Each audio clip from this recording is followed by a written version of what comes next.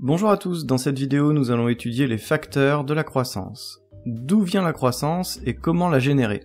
Ces questions animent les esprits de tous les décideurs économiques, qu'ils soient consommateurs ou responsables d'entreprises, décideurs politiques locaux, nationaux ou encore internationaux. Voyons tout d'abord ensemble quels sont les facteurs traditionnels de croissance. On distinguera d'un côté les facteurs de production et de l'autre l'innovation et le progrès technique. Les facteurs de production sont au nombre de deux, le travail et le capital. Le travail, d'un point de vue quantitatif, c'est-à-dire la main-d'œuvre disponible, et qualitatif, c'est-à-dire le niveau de formation. On ajoutera également son organisation, c'est-à-dire la répartition des tâches de conception et d'exécution. Le capital humain se développe par les actions de formation, l'éducation et l'enrichissement des compétences. Tous les investissements, privés, c'est-à-dire ceux qui viennent des entreprises, ou publics, de l'État, qui ont pour objectif d'améliorer le capital humain, contribuent à favoriser la croissance. Le capital, c'est-à-dire les équipements, par son accumulation pertinente, est également nécessaire à la croissance. À ces deux facteurs, on ajoutera la productivité, c'est-à-dire la quantité de richesse produite à partir des ressources. Si en une heure de travail, par une meilleure organisation, un équipement supplémentaire, des richesses en plus sont produites, alors la productivité a augmenté. Ces gains de productivité permettent ainsi une augmentation de la croissance économique. Ils permettent de produire davantage en optimisant les ressources. Par ailleurs, ces gains permettent une distribution supplémentaire de revenus qui, s'ils sont consommés, investis, vont générer eux aussi une nouvelle demande. Voyons maintenant l'innovation et le progrès technique. Schumpeter, un économiste autrichien de la première moitié du XXe siècle, est l'auteur qui met en avant le rôle déterminant de l'innovation dans le processus de croissance économique. L'innovation provoque pour lui une destruction créatrice, c'est-à-dire qu'elle en remplace une autre. Elle fonctionne en grappe, générant autour d'une innovation d'autres innovations. Par exemple, le pétrole a permis la fabrication de matières synthétiques, de carburants, de véhicules, etc. Schumpeter distingue 5 formes d'innovation.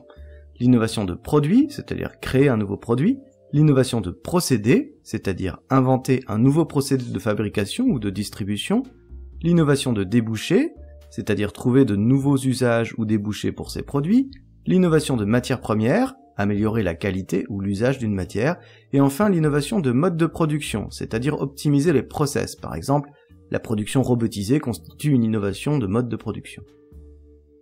Nous avons ainsi mis en avant les facteurs les plus évidents de la croissance. Essayons maintenant de comprendre quelques raisons un peu plus subtiles. On va en dénombrer 3. Les impulsions gouvernementales et territoriales, les composantes de la croissance et la confiance des agents économiques. Commençons par le début, les impulsions gouvernementales et territoriales.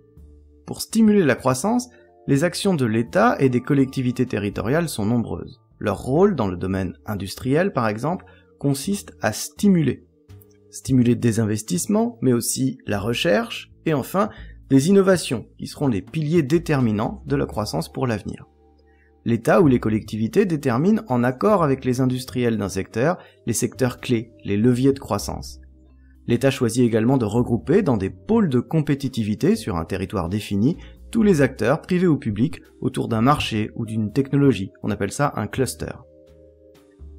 Voyons maintenant les composantes de la croissance.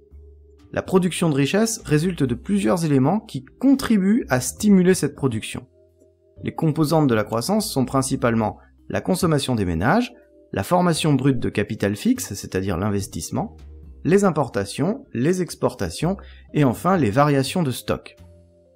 On a cette formule pour définir le produit intérieur brut, le PIB. On dit qu'il est égal à la consommation, plus l'investissement, plus le solde de la balance commerciale, c'est-à-dire exportation moins importation, plus, pour terminer, la variation des stocks. Voyons pour terminer ce qu'on appelle la confiance des agents. Leur optimisme ou leur pessimisme face à la réalité économique détermine le niveau de consommation, mais aussi le niveau d'investissement et l'ensemble des variables qui composent la croissance économique. La confiance est mesurée par la perception qu'ont les ménages de leur situation personnelle, leur opinion sur leur situation financière, leur projet de consommation ou d'épargne, et leur appréciation de la situation de l'emploi. Il en découle une posture plus ou moins optimiste, plus ou moins pessimiste. Les chefs d'entreprise, eux, font reposer leur confiance sur l'appréciation de la situation économique globale du pays, sur les procédures administratives, les réglementations, mais aussi la pression fiscale. Voilà, j'espère que cette courte présentation était claire. Dans la prochaine vidéo d'économie, nous nous pencherons sur le dernier chapitre du thème sur les richesses et la croissance, à savoir les firmes multinationales dans l'économie mondiale. À bientôt.